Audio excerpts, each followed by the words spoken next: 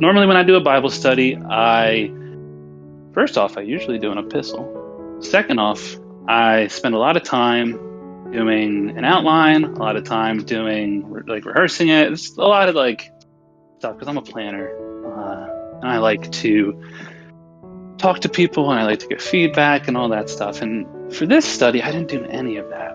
I don't have anything in front of me. I'm just winging it. And we're in the Gospel today too. We're in the Gospel of Mark. And I was looking through parables, and I don't even know why I stopped on this passage. Which, by the way, if you want to watch my stream, the passage is up there. If you have a paper Bible, we're in Mark 5 tonight. But I read that story. It's the story of the woman who was bleeding for 12 years and touched Jesus' robe and was healed. And I read it and it hit me like a truck. God put that on my heart, and I don't know why. I have no idea. It's not what I was looking for. It wasn't at all, but it just hit me. And that was 2 days ago, and I'm like, put me on the schedule. I'm teaching, I'm spreading the good news. I want to talk about this first because it has me so fired up.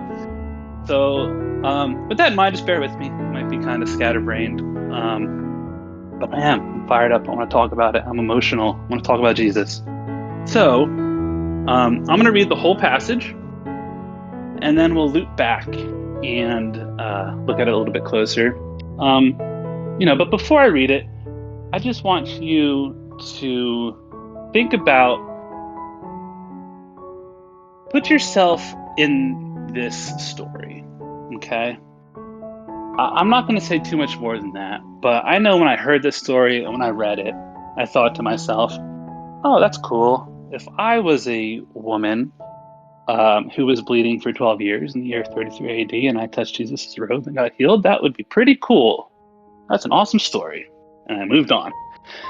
Not in a sarcastic way, but it didn't really hit me. But this time it did. This time it really connected. So I'm going to read it and just see if you can put yourself into that woman's sandals. Jesus got into the boat again and went back to the other side of the lake, where a large crowd had gathered around him on the shore. Then a leader of the local synagogue, whose name was Jairus, arrived. When he saw Jesus, he fell at his feet, pleading fervently with him. "My little daughter is dying," he said. "Please come and lay your hands on her. Heal her so that she can live." Jesus went with him, and all the people followed, crowding around him. A woman in the crowd had suffered for 12 years with constant bleeding. She had suffered a great deal from many doctors, and over the years she had spent everything she had to pay them. But she had gotten no better. In fact, she had gotten worse. She had heard about Jesus, so she came up behind him through the crowd and touched his robe. For she thought to herself, "If I can just touch his robe, I will be healed." Immediately, the bleeding stopped, and she could feel in her body that she had been healed of her terrible condition. Jesus realized at once that healing power had gone out from him. So he turned around in the crowd and asked, "Who touched my robe?" His disciples said to him, "Look at this crowd pressing around you. How can you ask, 'Who touched me?'" But he kept on looking around to see who had done it. Then the frightened woman, trembling at the realization of what had happened to her, came and fell on her knees in front of him and told him what she had done. Then he said to her, "Daughter, your faith has made you well. Go in peace. Your suffering is over." Sorry, I just get emotional reading that. I don't know why. I just love that story, man. It's really connecting with me. So let's look at the setting here. Let's go back to the beginning. And let's kind of look at what the setting would be. Maybe put yourself in that crowd that's waiting on the shore, waiting for Jesus. And, he's coming across the Sea of Galilee. He had just put a bunch of demonic spirits into a bunch of pigs, got ran out of town, right? You probably wouldn't know that there, though, if you were there. You're waiting on the shore to hear this itinerant preacher who calls himself the Messiah preach a sermon. And it's a large crowd. There's a lot of people there. And if you were a Jew back then, you probably traveled a long way to hear Jesus speak.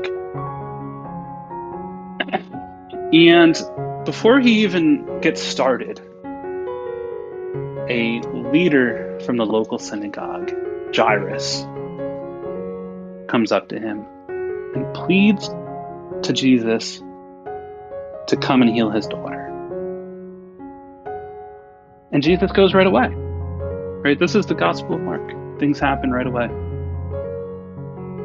So if I were there and I saw that happen, I'd be kind of annoyed in a way. Here I am getting ready to hear this man who calls himself the Messiah. Maybe I believe he's the Messiah. I don't know. And, a local leader from the church, big important guy, comes up to him, asks Jesus to come heal.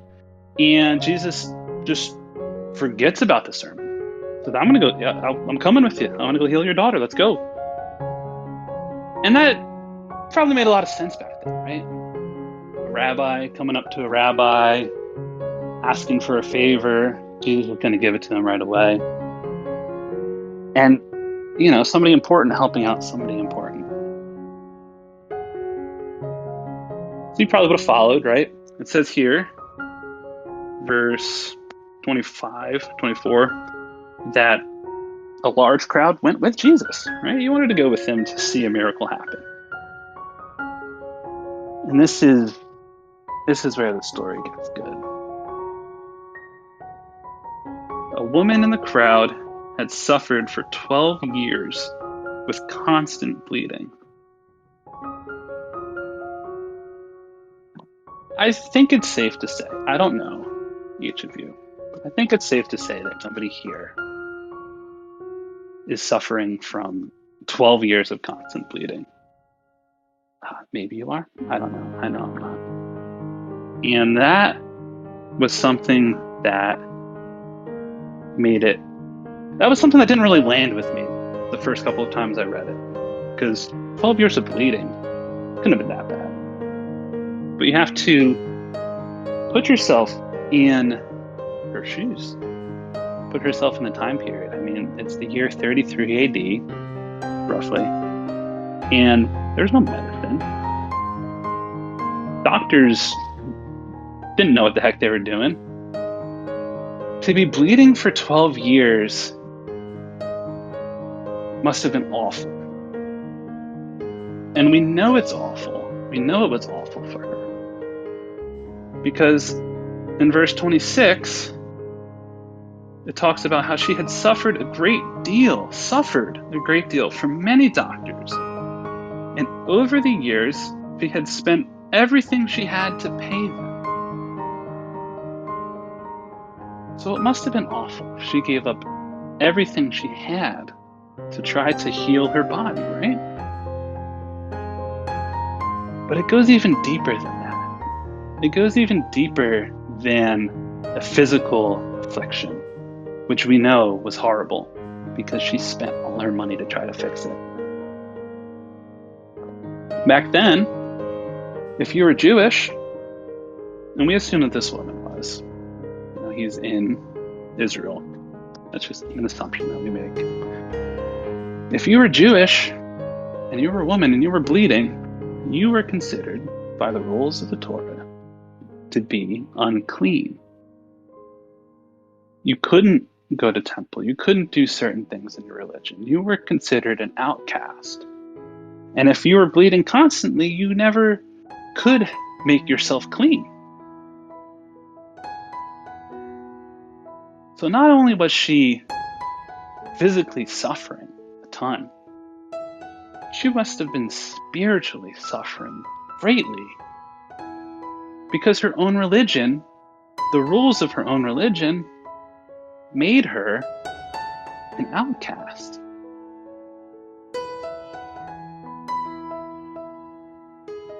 Like I said, I don't know if anybody here has been bleeding for 12 years, but I think that we all have something that we suffer with. We all have our own bleeding. We have our own thing in our lives that makes us wonder why God is doing this to us. She must have thought, being a Jew, being a chosen one of Israel, why would God do this to me for 12 years? And I'm sure there's people here that have all sorts of afflictions, whether it be physical. Maybe you have a disability and you feel like you're okay with it, but you're struggling with it. And you're wondering, why did God do this to me? Maybe you have something psychological, a depression going on, an anxiety going on. Maybe you have some sort of, I'm not going to name everything. I don't want it to sound like I'm calling people out. And if you say to yourself, you know what, I haven't really had anything that bad in my life, I guarantee, I don't mean to scare you, I guarantee you that you will. Because we live in a fallen world. And we live in a sinful world. And each one of us is so very imperfect. We have addictions that we use to cope. We have addictions that might be considered our afflictions. And that was something that really stood out to me when I read this. Because every time I read it, I'm like, oh, if I was a bleeding woman in Israel, and maybe I wouldn't, it was a subconscious thing that I thought it, but I just thought, oh, cool for her. I went through it this time and I saw myself, and I saw so many people in my life in this woman. And it hurt. And it really made her situation hurt. So I want to look at verse 26, where it talks about how she spent all her money, like I mentioned. And she had gone to a great deal of many different doctors. Did I get that verse right? No, sorry. 26. She had suffered a great deal from many doctors. And I think to myself, when I think about the things that have afflicted me over the years, and I think to myself, what are the doctors that I've gone to in my life to try to fix something that only Jesus could fix? What are the earthly things that I've turned to in my life to try to fix what only Jesus can fix? Now listen, I'm not saying don't go to doctors. I'm not saying don't see professionals. That's not at all what this is about. That's not at all what this is about. But whether you have something in your life now or you have something in your life later, each and every one of us is so very broken and so very incomplete compared to what we will be on the new heaven and the new earth.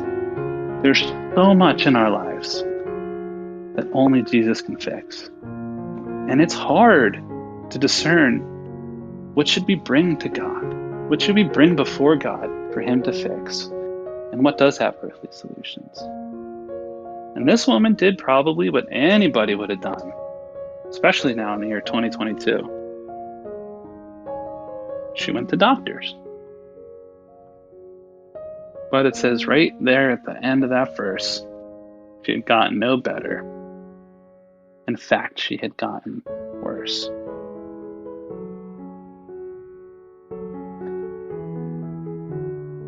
The other little thing I want to set up before we get into the miracle is to compare and contrast this woman with Jairus, the leader of the local synagogue. So you have a man in ancient times, which automatically would have made him much more important than a woman. That's just how things were back then. But on top of that, he was a leader at the local synagogue, so you assume he's somebody that's in good standing. You assume he's a godly man. You assume that he's at good standing with the community, and that the Jews of the region knew about him, knew he was important, knew that he was a leader. And it doesn't say he was a Pharisee or anything like that. We can just assume positive things about this Jairus guy. And then you have a woman who's nobody, as far as we know. The story doesn't mention who she is, what she did, anything about her past other than her affliction. And she has an affliction that made her dirty, that made her unworthy, that made her unclean.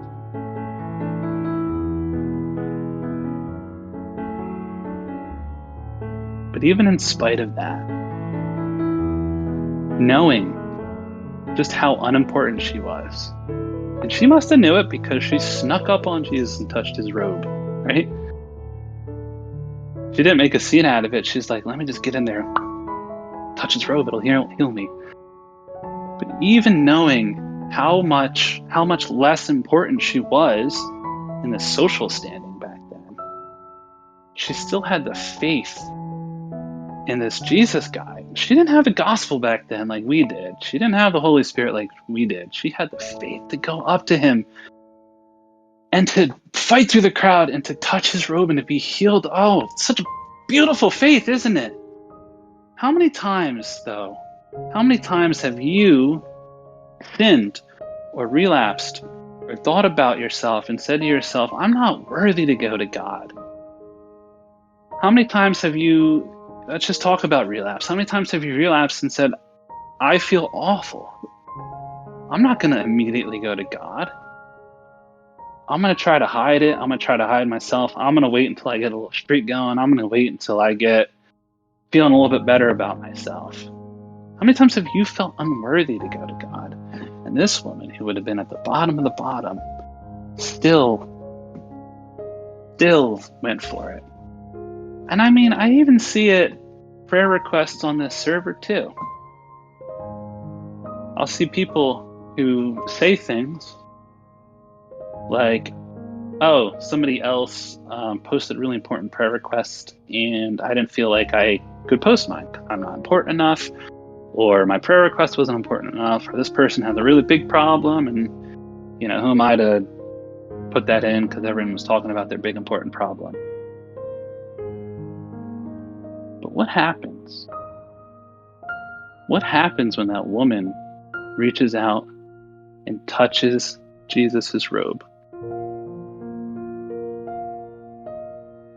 Immediately the bleeding stopped, and she could feel in her body that she had been healed of her terrible condition. Jesus realized at once that healing power had gone out from him, so he turned around in the crowd and asked, who touched my robe? So here's Jesus. He's on a mission. He's going to heal Jairus' daughter. He's going to perform a miracle in front of a huge crowd, in front of a local rabbi, do this wonderful, glorious thing for God. And he stopped when this woman who is unclean touches his robe. Now, he didn't have to stop, right? She was already healed. The verse before it, she had been healed of her terrible condition. He could have just winked and kept walking and let her go on her own. But as unimportant as this woman was, he stopped and said, who touched my robe? And of course his disciples said what any one of us would have said if we were there, right? Look at this crowd pressing around you. How can you ask who touched me? Think about that. Think about how much stuff God is dealing with right now. How many people are praying to him as we speak? But this story shows us that no matter what, no matter how unimportant you are, no matter how dirty you feel, God has time to stop and to address you. And if you keep reading this chapter, right? You keep reading, as soon as the woman's healed, no spoiler alert here, The assistants, Jairus's, servants or whatever, come and they say, your daughter's dead, don't worry about it.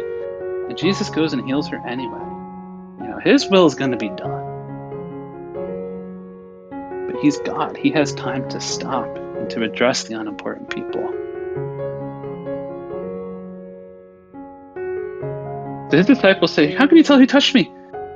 And I like this next verse because Jesus doesn't even pretend that he hears them. He goes, but he kept on looking around to see who had done it. He reached out for this woman. He didn't have to. He could have kept walking. She was already healed. He reached out for this woman.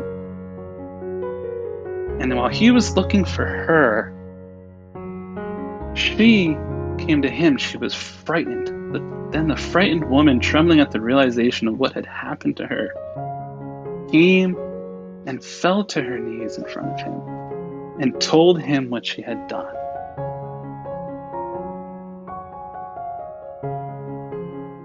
And right then and there, Jesus said to her, daughter, your faith has made you well. Go in peace. Right then, 12 terrible, agonizing years of suffering was turned into glory for God.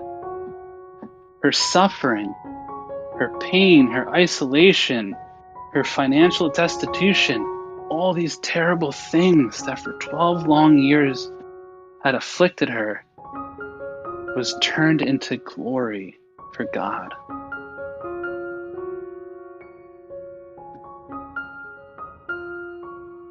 He didn't keep walking. He didn't have to turn around. He wanted to stop. He wanted to address the least important person there. He wanted to address the least important of us. And that's just such an important thing to remember when you're feeling down, when you're feeling unworthy, when you're feeling like you can't go to God. He took the time for this woman to address her, to tell her that her suffering is over. God, can you imagine how happy she must have been to hear that, especially how scared she was. And here's the most beautiful part of all. That same thing is going to happen to each and every one of us. Jesus did it before, and he is going to do it again. It might not happen in this life. You might struggle with something a lot longer than 12 years. But we have the beautiful promise. We have the most beautiful promise in the world in Revelation 21:4. God says to us, he will wipe every tear from their eyes, and there will be no more death or sorrow or crying or pain. All these things are gone forever. We are the woman in this story. All of us are. Every person on this earth is the woman in this story. And with just a touch of his robe, barely even a touch of his robe, he didn't even know it was happening. I mean, I guess he did because he's omniscient, but that's besides the point. He healed this woman. He made her complete. And that's just such a beautiful story. And the last thing I'll say is that at that moment, when her hand was touching the tassel of his robe, at that moment, as close as she was to Jesus, he is so much closer to each and every one of us, the dirtiest sinner that is in here. So long as you believe in Jesus and you have the Holy Spirit, you're not touching him with your finger. He lives inside of you. And I don't know. I just don't know why some of us have to suffer from so long. I just don't know, and I wish I did. I wish I could have this perfect message that just says, guess what, everyone? Everyone here who's listening, after 12 years, you'll magically be healed. I don't. We have a beautiful promise, and it might take a long time to come true, but I don't have a timing on that. All I can say, though, and I hope that you walk away from this little study, short little study, knowing that Jesus is so much closer to you today than he was to that woman 2,000 years ago. And as long as it might seem like you have to wait, no matter what, we have this promise that he will wipe every tear from our eyes, and there will be no more death, or sorrow, or crying, or pain. And all of these things will be gone forever.